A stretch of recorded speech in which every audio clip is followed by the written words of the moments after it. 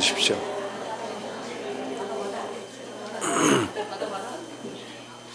오늘도 예배하러 나오신 우리 모든 성도님들에게 또 우리 하나님의 함께 하심이 늘 떠나지 않고 또 사랑과 평강과 기쁨이 가득 차고 넘치기를 주님 이름으로 축복합니다.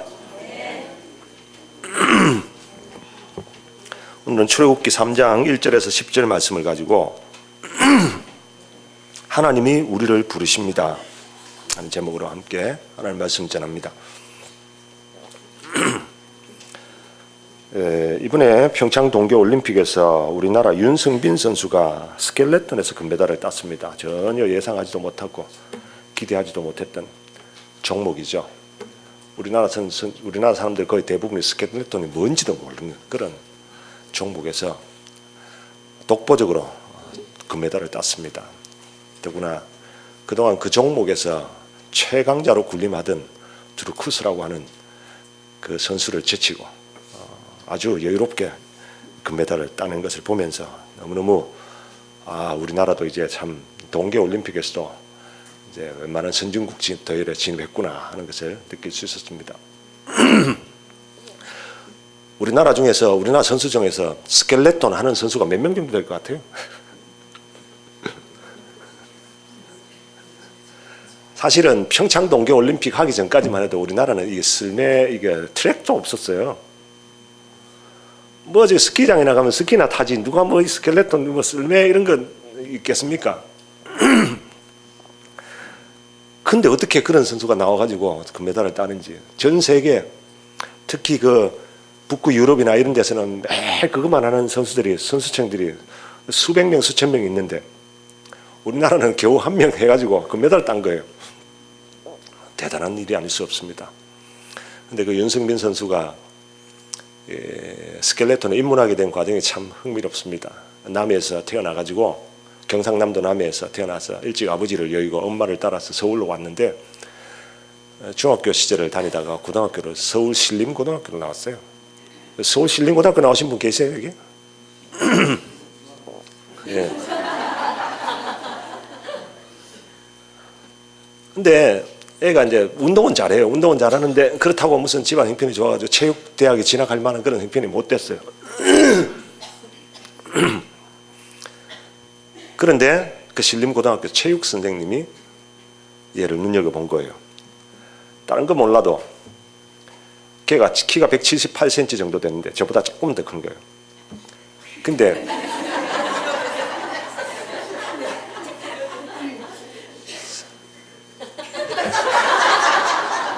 어떻게 받아들이냐에 따라 다릅니다. 그 윤승빈 선수가 제자리에서 바로 뛰면 농구 골대가 손에 닿는답니다. 잡는답니다. 그러니까 웬만한 농구 선수들보다도 훨씬 점프력이 좋은 거예요.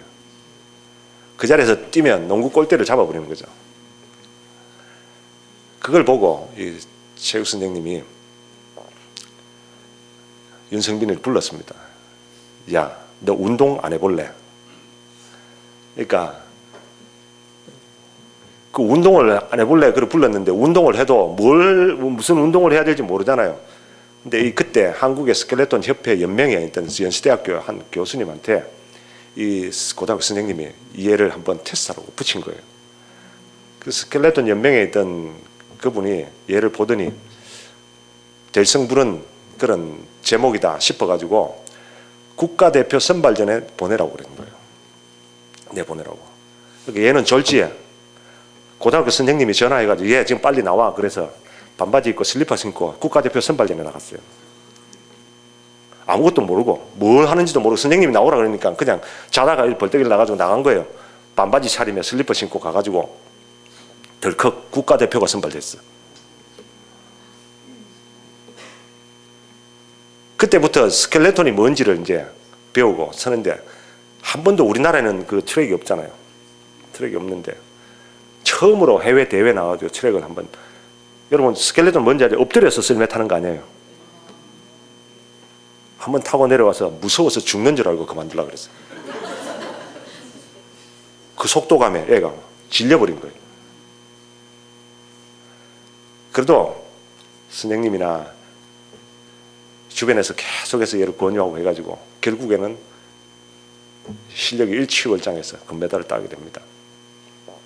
제가 왜 이 얘기를 하냐면 윤성빈이라고 하는 선수는 고등학교 신림고등학교 선생님의 콜링이 없었더라면 이 세상에 태어나지 않았던 겁니다.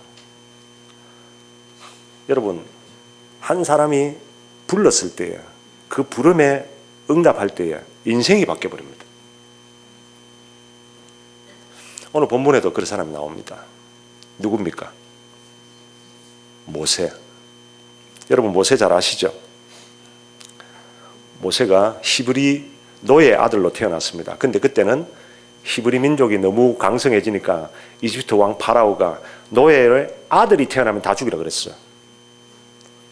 죽을 운명입니다. 근데 부모가 너무 귀한 아들이라고 못 죽이고 몰래 키우다가 나중에는 안 되니까 결국에는 나일강에다가 버립니다. 그걸 이집트 파라오의 공주가 건져가지고 자기의 양아들로 삼아서 키웁니다. 40년을 이집트 왕궁에서 모든 학문과 모든 군사 문물을 다 습득을 하고 자랍니다. 하지만 자기를 키운 유모가 자기 친어머니였어요. 친어머니부터 자기는 이집트 사람이 아니고 히브리 사람이라는 사실을 알고 큽니다.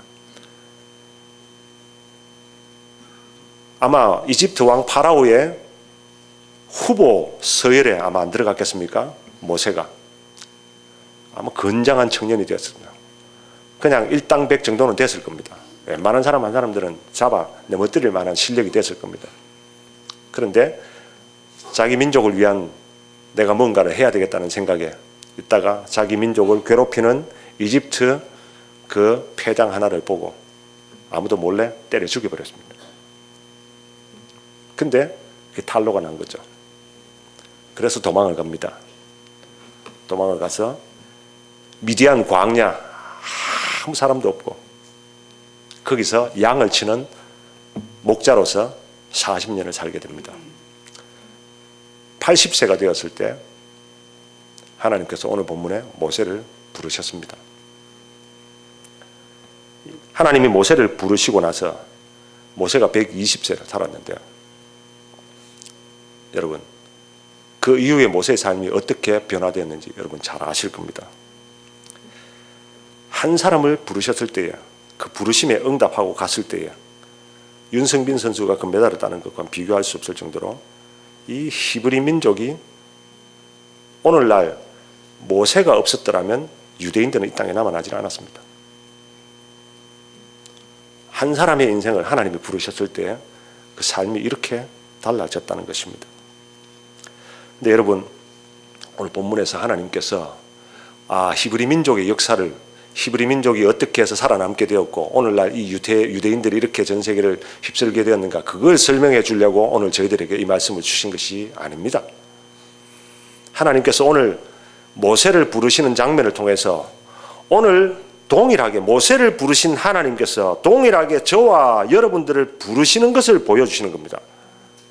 오늘 이 본문을 읽으면서 하나님이 저와 여러분을 부르신다는 사실을 여러분 믿으셔야 됩니다. 이 부르시는 음성을 들으셔야 됩니다. 모세야 모세야 부르시듯이 하나님께서 저와 여러분들의 이름을 부르시는 소리를 들으실 수 있어야 됩니다. 하나님께서 모세를 왜 부르셨습니까? 이집트에서 고통당하는 히브리 민족을 구원하시기 위해서 부르시고 그를 지도자로 내보내셨습니다. 오늘날도 마찬가지입니다. 하나님께서 저와 여러분들을 왜 부르십니까? 우리를 부르셔서 죄와 고통 안에서 신음하고 있는 하나님의 백성을 구원하라고 저와 여러분들을 세상으로 보내시기 위해서 부르시는 겁니다. 오늘 본문을 통해서 이 하나님의 부르심을 깨닫고 그 부르심에 응답하는 저와 여러분 모두가 되기를 바랍니다. 여러분, 보통 하나님이 부르신다 하면 보통 뭘 생각하냐면 하나님이 목회자를 부르시는구나, 그렇게 생각합니다. 물론 목회자가 되기 위해서는 하나님의 부르심이 필수입니다. 신학교를 가려고 하면요, 하나님이 나를 목회자로 부르셨다 하는 이 사명이 없으면, 소명이 없으면 목회자 되면 안 됩니다.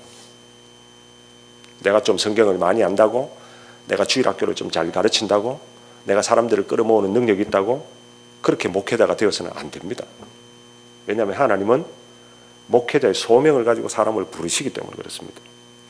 저도 그 소명을 받고 제 인생이 바뀐 사람입니다. 근데 하나님께서는 이 목회자만 부르시는 것이 아니라 오늘 본문에서 모세를 부르시는 이 장면은 모든 사람들을 부르시는 것을 말합니다. 중세시대 때는 그래서 성직자들이 자기들만 특권을 누리려고 평신도들을 차별했습니다. 예를 들면 중세시대에는 평신도들이 성경을 읽지 못하게 했습니다. 특히 성경을 라틴어로만 읽고 미사를 예배를 드릴 때도 라틴어로만 읽었습니다. 평신도들이 자기 나라 말 알지 라틴어가 뭔지도 아무도 모르죠. 그러니까 앞에서 사제들이 라틴어로 성경 읽는 걸 그냥 듣고만 있는 겁니다. 무슨 뜻인지도 모르고. 심지어는요, 미사를 드릴 때 예수님의 살과 피를 나눕니다.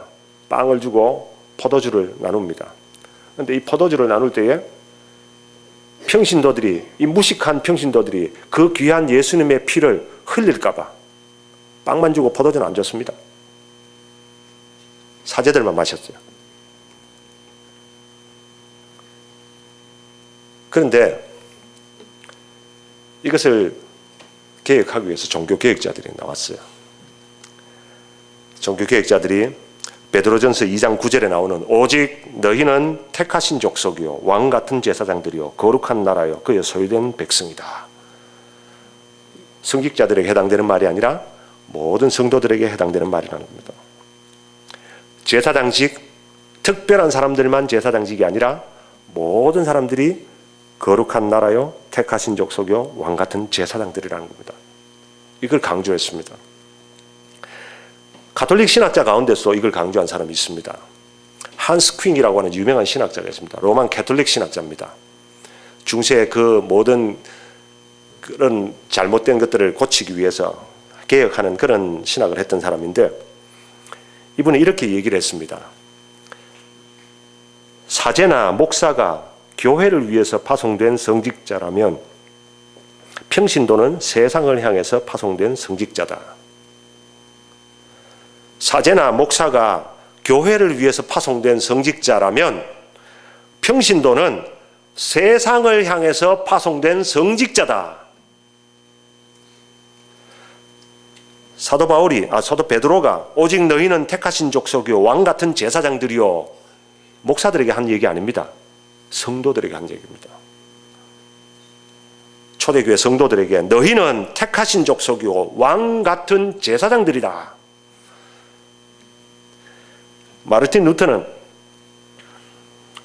소에 젖을 짜고 있는 하녀가 하나님이 나에게 이 일을 맡겨주셨다는 확신을 가지고 한다면 그 일은 거룩한 직업이다. 여러분, 소젖 짜는 하녀가 하는 일이 얼마나 하찮은 일입니까? 보잘것없는 일입니까? 그런데 그 일을 하면서 하나님이 나한테 이 일을 맡겨주셨다는 확신을 가지고 그 일을 하면 바로 그 일이 거룩한 성직이다. 직업이다. 장 깔뱅, 우리 장로교회 종교개혁가죠. 이렇게 얘기했습니다. 직업의 내용 그 자체가 우리로 하여금 죄를 짓게 하지 않으면, 우리로 하여금 죄 짓게 하는 직업이 아니라면, 이 세상의 모든 직업이 죄 짓게 하는 직업이 있죠. 죄 짓게 하는 직업 아니라면 직업 자체가 성직을 결정하지 않는다. 목사는 성직이고 네일 가게는 성직이 아니고, 선교사는 성직이고 세탁소는 지저분한 이 세상의 세속적인 일이고 결정하는 게 아니라는 겁니다.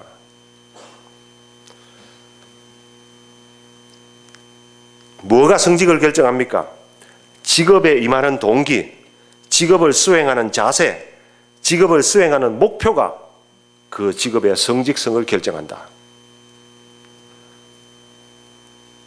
무슨 직업을 가졌느냐가 성직을 결정하는 게 아니고 그 직업을 어떻게 수행하느냐, 무슨 자세로 어떤 목표를 가지고 그 일을 하느냐가 성직을 결정한다.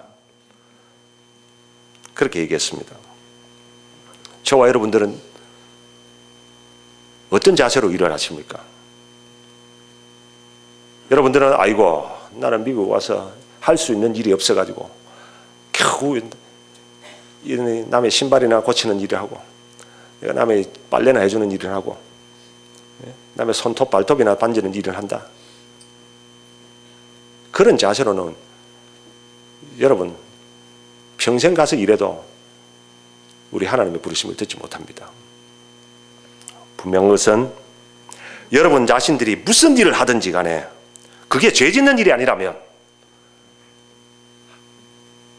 이게 하나님이 나에게 맡겨주신 성직이다. 이런 마음 가지고 일을 하시면 정말 이 사회가 달라질 것입니다. 빛과 소금이라고 하는 것이 다른 데 있는 것이 아니고 바로 여러분들이 어떤 마음을 가지고 어떤 목적을 가지고 일을 하느냐에 따라서 우리가 이 사회를 비출 수도 있고 감출 수도 있고 썩어가는 것을 막을 수도 있고 더 썩게 만들 수도 있다 하는 것이죠. 사실은 이 사회에서 목회자가 영향을 끼칠 수 있는 게 아주 적습니다. 아무리 훌륭한 목사님들이 많이 나와도 이 사회는 바뀌지 않습니다.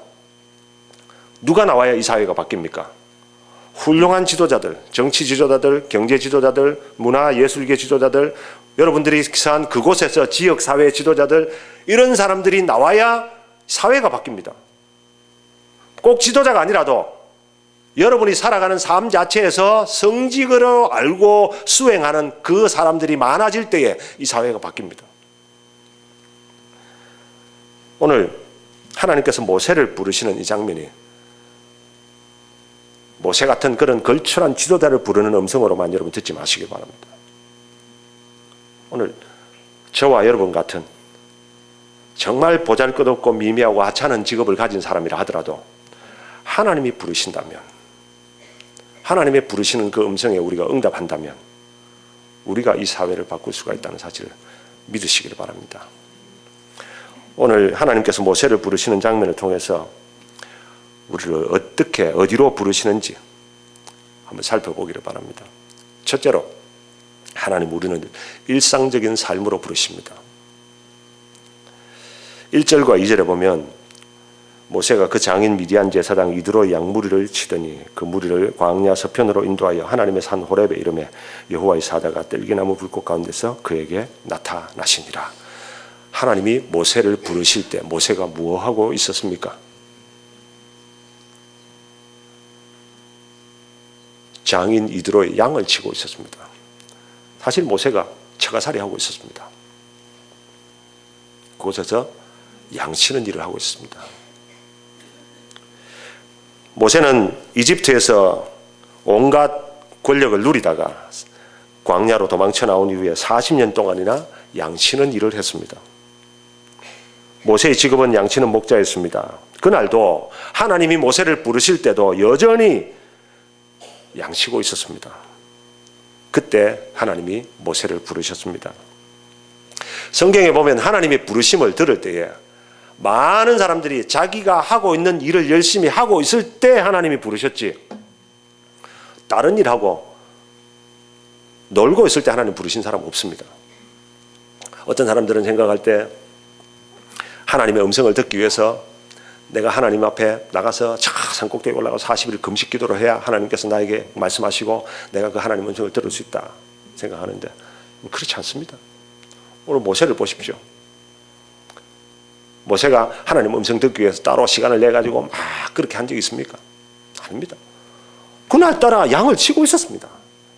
이 모세가 양을 성실하게 쳤겠죠. 하나님께서 모세를 부르셨다는 겁니다.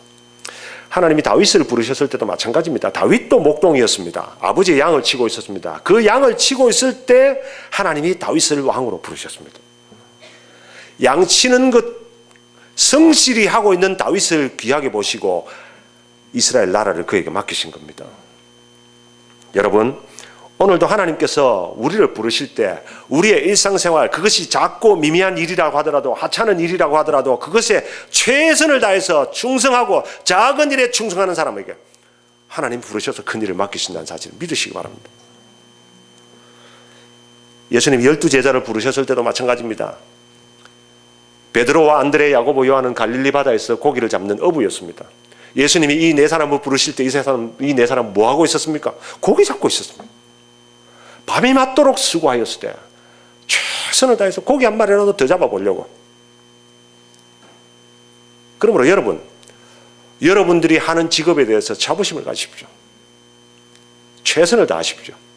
하나님께서 여러분들이 하는 그 일에 최선을 다하는 모습을 보시고 여러분을 부르십니다. 그리고 큰 일을 맡기십니다.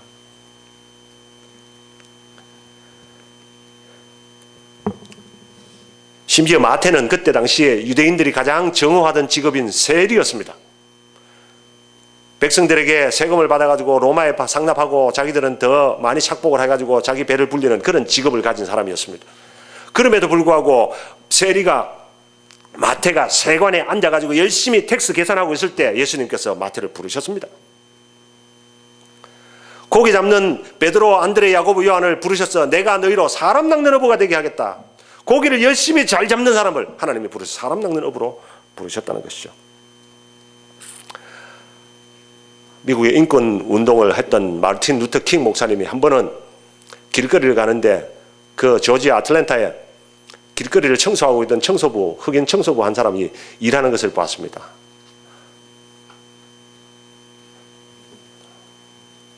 무슨 불만이 있는지 투덜투덜하면서 성의 있게 일하지 않고 그냥 건성건성으로 일하고 있는 걸 봤습니다.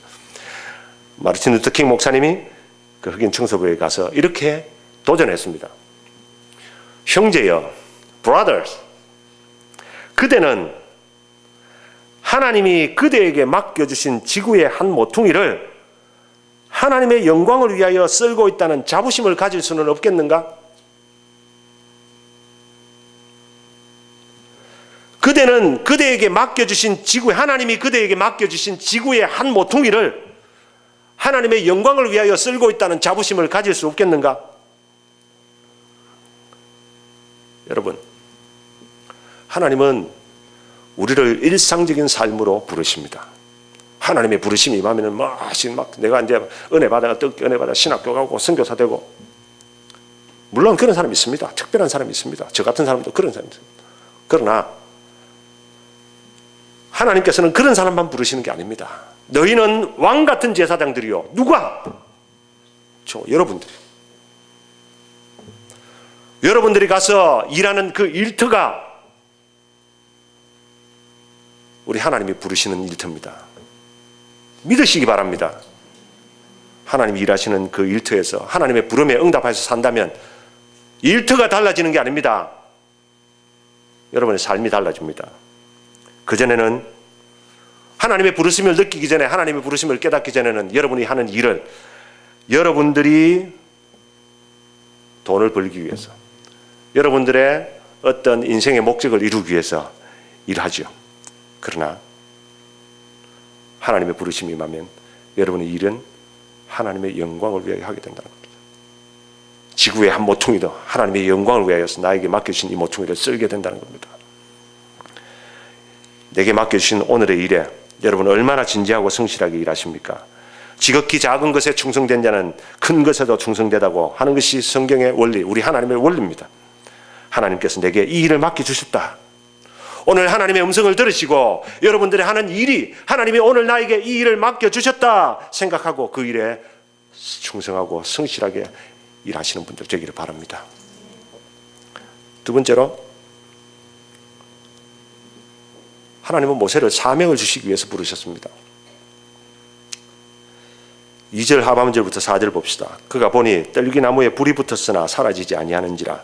이에 가로되 내가 돌이켜 가서 이 큰 광경을 보리라.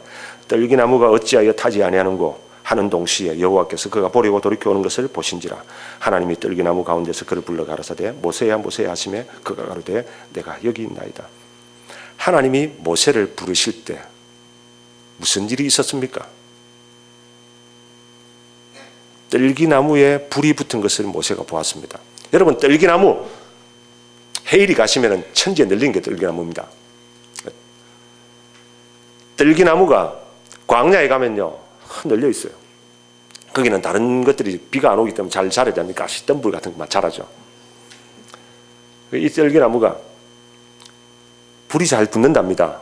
왜냐하면 워낙 건조한 광야 지역이니까 바람이 좀 불고 하면 서로 이게 마찰력이 이래가지고 갑자기 불이 붙기도 한대요. 불 붙는 건 흔한 일이래요. 그 떨기나무가 불이 붙은 걸 가지고 모세가 희한하게 생각한 게 아닙니다. 모세가 뭘 희한하게 생각하고 왜 이런지 보려고 했습니까? 불이 붙었는데 안 꺼지는 겁니다. 불이 붙었으면 다 타면 꺼져야 안 됩니까? 근데 불이 붙었는데 불이 안 꺼지는 거예요. 그러니까 이상하다. 이게 도대체 뭔가 싶어 가다가 주님의 음성을 들은 거예요. 하나님께서 부르시는 음성을 들었습니다. 여러분 그냥 넘길 수 있는 그런 장면입니다. 그런데 한 번쯤 생각해 볼 수 있습니다. 왜 하나님이 모세에게 이런 모습으로 나타나셨을까? 하나님이 여러 가지 방법으로 나타나실 수 있습니다. 하나님이 모세에게 여러 가지 모양으로 번개로 또는 큰 지진으로 여러 가지 세미한 음성으로 어디 가지 방법으로 나타날 수 있는데 지금 모세에게 나타나실 때는 꺼지지 않는 떨기나무 불로 나타나셨습니다. 여러분 그냥 넘길 수 있지만 어떤 신학자는 이것을 이렇게 해석하는 사람이 있습니다.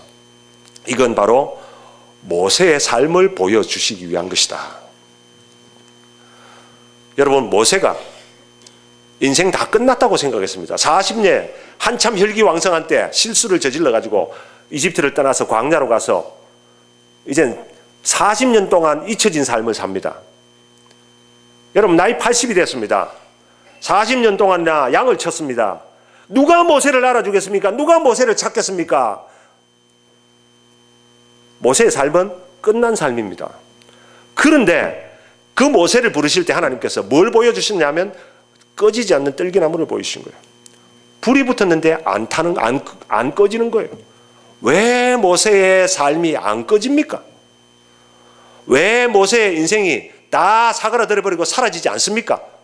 여러분 왜 우리의 인생이 아직도 살아있습니까?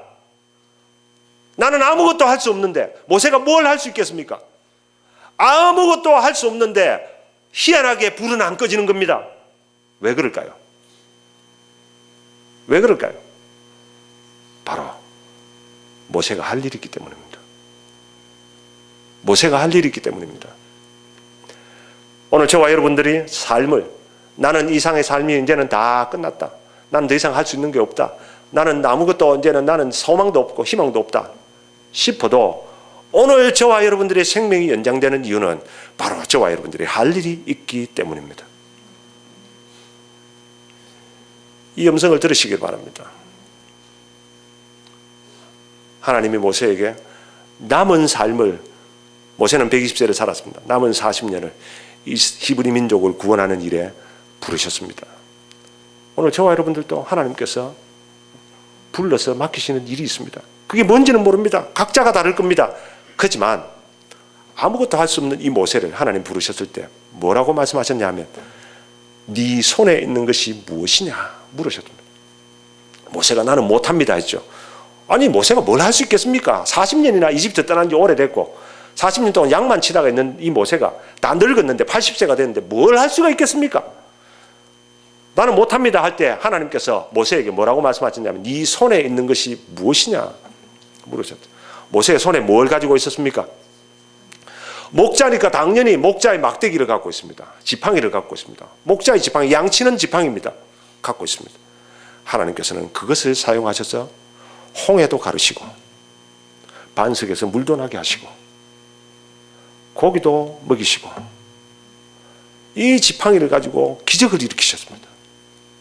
여러분 오늘 저와 여러분들도 가진 게 아무것도 없습니까? 나는 이제 나이 먹고 이제는 죽을 날만 기다린다. 나는 아무것도 할 수 있는 것이 없다 싶습니까? 하나님이 여러분들에게 말씀하십니다. 네 손에 있는 것이 무엇이냐? 모세가 뭔 특별한 거 가지고 있는 거 없었어요. 그냥 자기가 가지고 있는 거 지팡이 하나밖에 없었어요. 그런데 하나님은 그 지팡이를 가지고 이스라엘을 구원하는 역사를 일으키셨다는 거죠. 여러분 이 일을 위하여서 오늘도 불꽃은 꺼지지 않습니다. 저와 여러분들의 삶도 꺼지지 않습니다. 그 일을 할 때까지 이 하나님의 음성을 들으시고 내 손에 있는 것을 가지고 우리 주님의 음성에 순종하시기를 바랍니다. 여러분 다른 사람 쳐다보지 마십시오. 나는 아무것도 가지고 저 사람 많이 가졌네. 여러분 그렇게 하지 마시고 지금 내가 가지고 있는 것을 보십시오. 지금 내가 가지고 있는 것. 보잘것없는 것이라도 하찮은 것이라도 하나님께서는 그것을 통하여서 역사하십니다. 그 사실을 믿으시기 바랍니다. 하나님이 내게 주신 것을 통해서 여러분 삶의 보람과 의미를 찾으십시오. 하나님께서 여러분들을 하라고 부르시는 그 사명이 끝날 때까지는 우리의 생명이 끝나지 않습니다. 이 사실을 믿으십시오.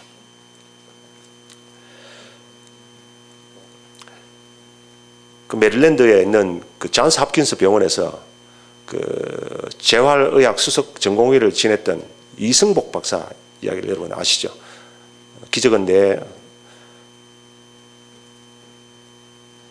안에 있습니다. 기적은 당신 안에 있습니다라는 책입니다. 그 책을 썼잖아요.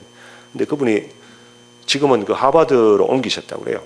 하버드에서 계시는데 여러분 이 얘기를 잘 아시잖아요. 이분이 아버지 부모를 따라서 7살에 뉴욕으로 이민을 왔어요. 뭐 학교 가도 아이들한테 놀림받지 않습니까? 차별받고 할 수 있는 것도 없고 잘하는 거 한다고 체조를 하기 시작했어요. 체조를 하면 친구들에게 놀림받지 않으니까 소질이 있었어요. 잘했습니다. 미국의 국가대표 선발전에 나갑니다. 그런데 본인은 나는 한국 사람이기 때문에 나는 한국의 국가대표로 나가겠다 해가지고 88년 서울올림픽에 가서 내가 은메달을 따겠다는 게 꿈이었어요. 한국의 국가대표 상비군에 뽑혔습니다. 코치 없는 사이에 더 열심히 노력하고 훈련하다가 그만 떨어졌어. 목이 부러졌어. 사지마비가 됐습니다. 18차례. 부모로부터 신앙을 물려받았기 때문에 차마 죽지를 못합니다. 무슨 소망이 있겠습니까? 무슨 희망이 있습니까? 아무런 희망이 없는 사람이에요. 내가 뭘 할 수 있나? 여러분 사지마비 된 사람이 뭘 할 수가 있겠습니까? 그런데도 죽지 않는 겁니다.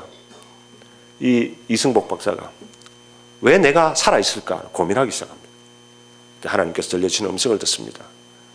할 일이 있다. 할 일이 있다.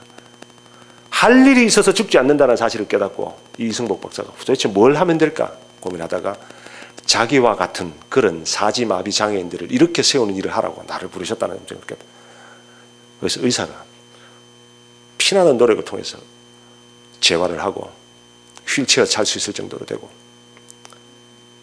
그래서 의사가 됐어요. 지금도 이승복 박사가 자기처럼 사고로 사지마비가 된 사람들 앞에 가서 자기를 보여주면서 삶의 동기를 불러일으키는 모든 사람들이 감동을 받고 다시 재활 의욕을 불태운다고 합니다. 여러분 아무리 극단적인 상황에 빠져 있어도 죽지 않습니다. 왜? 하나님 주신 사명이 있다는 겁니다. 이것을 위해서 오늘 부르신다는 사실을 깨닫고 저와 여러분들 오늘 하나님의 이 부르심에 응답할 수 있기를 바랍니다. 마지막 세 번째입니다. 하나님은 우리를 거룩한 삶으로 부르십니다. 5절 말씀 보겠습니다. 하나님이 가라사대 이리로 가까이 하지 말라. 너의 선 곳은 거룩한 땅이니 네 발에서 신을 벗어라. 하나님이 모세를 부르실 때에 부르시니까 가까이 가지 않습니까? 소리 나는 쪽으로 가까이 갑니다. 가니까 예수 하나님께서 이리로 가까이 하지 마라. 네가 선 곳은 거룩한 땅이니 신을 벗어라 말씀하십니다. 신을 벗어라. 이게 무슨 뜻일까요? 하나님이 모세에게 신을 벗어라 요구하셨을 때 먼저 이 땅의 죄를 벗어라 하는 그런 의미가 있습니다. 디모데후서 2장 20절에서 21절에 보면 큰 집에는 금과 은의 그릇이 있을 뿐 아니요 나무와 질그릇도 있어 귀히 쓰는 것도 있고 천이 쓰는 것도 있나니 그러므로 누구든지 이런 것에서 자기를 깨끗하게 하면 귀히 쓰는 그릇이 되어. 하나님이 지금 모세를 쓰시겠다고 합니다. 모세를 부르셨습니다. 그런데 하나님이 쓰시는 그릇은 깨끗한 그릇을 쓰시겠다는 겁니다. 그러니까 신을 벗어라. 네가 쓴 곳은 거룩한 땅이다. 여러분 하나님이 역사하실 때는요 죄가 있는 곳에 역사하시지 않습니다. 하나님은 거룩한 분이시기 때문입니다. 이스라엘 백성들에게 하나님의 역사가 나타날 때 이스라엘 백성들이 뭘 준비했습니까? 죄를 멀리했습니다. 그래야 하나님의 역사가 나타났습니다. 지금 모세에게도 동일하게 하나님 말씀하십니다. 오늘날도 마찬가지입니다. 오늘날도 하나님께서 우리를 불러서 따로 세우실 때 신을 벗어라. 신을 벗어라. 세상의 죄악을 벗으라는 겁니다. 너희는 택하신 족속이요 왕 같은 제사장이요 거룩한 나라. 거룩하다는 말은요 세상과 구별됐다는 말입니다. 거룩한 나라가 되기 위해서는 저와 여러분들이 구별된 삶을 살아야 됩니다. 죄를 벗어야 됩니다. 이 세상을 벗어야 됩니다. 그게 하나님의 부르심에 응답하는 겁니다. 또 신을 벗는다는 의미는 죄를 벗는다는 의미뿐만 아니고 자기를 포기하라 하는 그런 의미도 있습니다.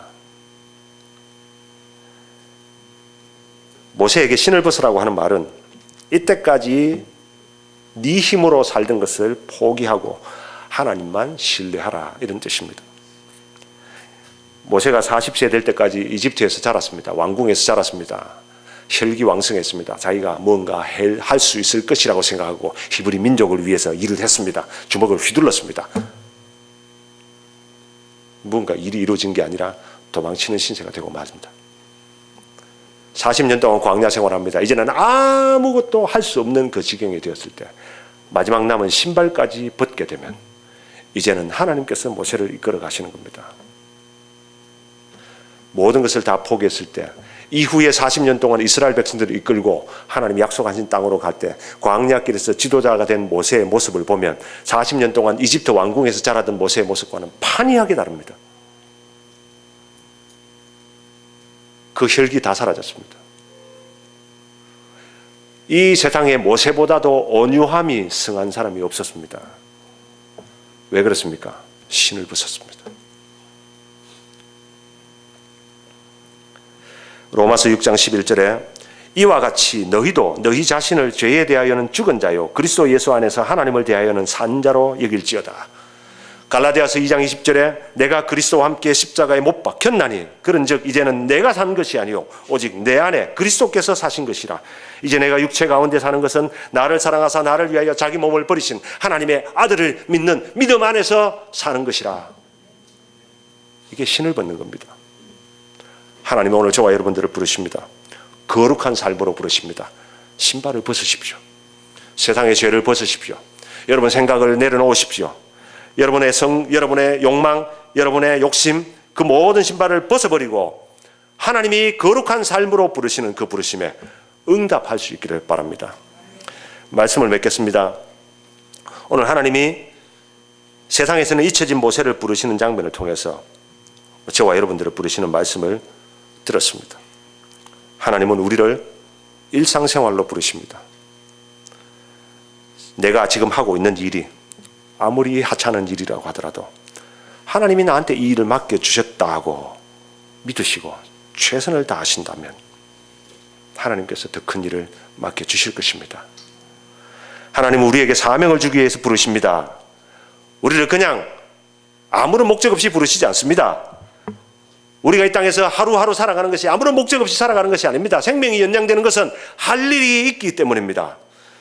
그 할 일을 마치기까지 우리의 생명은 계속될 것입니다. 나는 아무것도 할 수 없다 여겨져도 사명이 있는 사람은 죽지 않습니다. 나에게 주신 사명이 뭡니까? 하나님이 저와 여러분들에게 뭘 하라고 시키십니까? 그 음성을 들으시고 순종할 수 있기를 바랍니다. 마지막으로 하나님은 우리를 거룩한 삶으로 부르십니다. 구별된 삶으로 부르십니다. 신발을 벗기를 원하십니다. 세상을 죄악의 신발을 벗으시고 내 욕심과 내 생각과 내 계획에 그런 신발을 벗으시고 우리 하나님의 부르심에 응답하셔서 우리 하나님을 닮아가는 그런 삶, 거룩한 삶으로 헌신하는 저와 여러분 다 될 수 있기를 주님의 이름으로 축원합니다. 찬양하고 결단 기도합시다. 주님 말씀하시면 내가 나아가리라. 주님 뜻이 아니면 내가 멈춰서리라. 나의 가고 서는 것 주님 뜻에 있으니 오 주님 나를 이끄시옵소서. 고백하며 불러보겠습니다.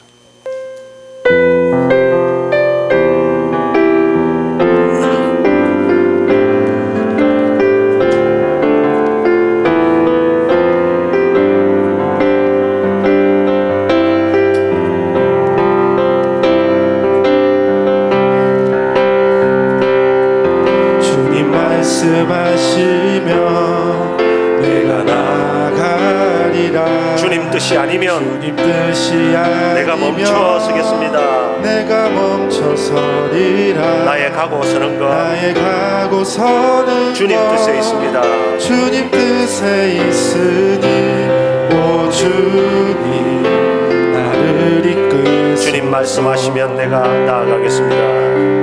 주님 말씀하시면 내가 나아가리라. 주님 뜻이 아니면 내가 멈춰서겠습니다. 뜻이 아니면 내가 멈춰서리라. 나의 가고 서는 것 주님 뜻에 있으니 오 주님 나를 이끄소서. 뜻하신 그곳에 나 있기 원합니다. 뜻하신 그곳에 나 있길 원합니다. 이끄시는 대로 순종하며 살리니 연약한 내 영혼 통하여 임하소서. 주님 나라와 그 뜻을 위하여 뜻하신 그곳에 나 있기를 원합니다. 뜻하신 그곳에 나 있길 원합니다. 이끄시는 대로 순종하며 살리니 연약한 내 영혼 통하여 임하소서. 주님 나라와 그 뜻을 위하여 오 주님 나를 이끄소서. 우리 시간 눈을 감고 우리 하나님의 부르심에 귀를 기울이시기 바랍니다. 하나님이 모세야 부르셨던 것처럼 저와 여러분들을 부르십니다. 일상의 삶으로 하나님의 영광을 위한 삶으로 부르십니다. 하찮은 일이라고 여러분 하찮게 여기지 마십시오. 하나님 맡겨주신 지구의 한 모퉁입니다. 하나님 맡겨주신 이 일입니다. 그 사명을 가지고 여러분 최선을 다해 사십시오. 그리고 거룩한 삶으로 부르십니다. 여러분의 신발을 벗으십시오. 이전에 죄악된 삶을 벗어버리고 여러분 생각과 여러분 계획과 여러분의 욕심을 벗어버리고 우리 하나님 앞에 맡기십시오. 거룩한 삶으로 여러분 살겠다고 결단하십시오. 남은 삶을 우리 하나님의 부르심에 응답해서 최선을 다해 살겠다고 여러분 결단하고 한번 함심해서 기도하겠습니다. 하나님 아버지 감사합니다. 이제 주님께서 말씀하신 음성을 듣습니다. 우리를 부르시는 그 음성, 모세를 부르시는 그 음성과 동일하게 우리를 부르시는데 하나님 우리도 부르심에 응답합니다. 세상 일상의 삶으로 부르셨습니다. 최선을 다해 살게 하여 주옵소서. 나에게 맡겨주신다는 사실을 기억하고 하나님이 맡겨주신 것에 부끄럽지 않게 살게 하여 주시고 아버지 하나님 거룩한 삶으로 부르셨는데 세상에 다 벗어버리고 주님 닮아가는 삶을 살게 하여 주시고 주님 지금 있는 데 최선을 다하며 주님이 주시는 그 사명 주님이 나에게 맡겨주신 그 일을 최선을 다해서 살아갈 수 있는 제 성도들 삶이 될 수 있도록 하나님 아버지 축복해 주시옵소서.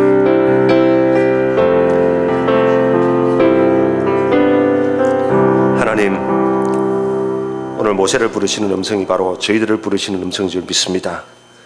주님 내가 선 자리에서 신을 벗을 수 있게 하여 주시고 내 일상의 삶에서 이제는 주를 위해 살아갈 수 있게 하여 주시옵소서. 최선을 다해 살게 하여 주옵소서. 하나님이 작은 일에 충성된 자에 큰 것을 맡겨주시는 이 귀한 복을 받을 수 있도록 주님 오늘도 주님의 음성 듣고 내가 맡은 일, 내가 하는 일 정말 하나님이 맡겨준 지구의 한 모퉁이인 줄 알고 주의 영광을 위하여서 최선을 다해 살게 하여 주시옵소서. 거룩한 삶을 살게 하여 주옵소서. 우리의 삶을 통하여서 빛과 소금이 되어서 아버지 하나님께서 원하시는 정의와 공평이 강물같이 흐르는 이 세상 주님 바로 저희들을 통하여서 내가 처한 가정에서 내가 처한 직장에서 내가 처한 곳에서 이루어질 수 있도록 하나님 저희들을 사용하여 주시옵소서. 이제는 우리 주 예수 그리스도의 은혜와 하나님 아버지의 무한하신 사랑과 성령의 교통하심이 모세를 부르시는 음성을 들었듯이 우리도 우리를 부르시는 주의 음성을 듣고 남은 삶을 내 신발을 벗고 내 일상의 삶에서 주를 위하여서 거룩한 삶을 살기를 소원하고 결단하는 이 자리에 모든 성도들과 유죄 제일 하는 교회 위에 영원토록 함께 있을지어다. 아멘.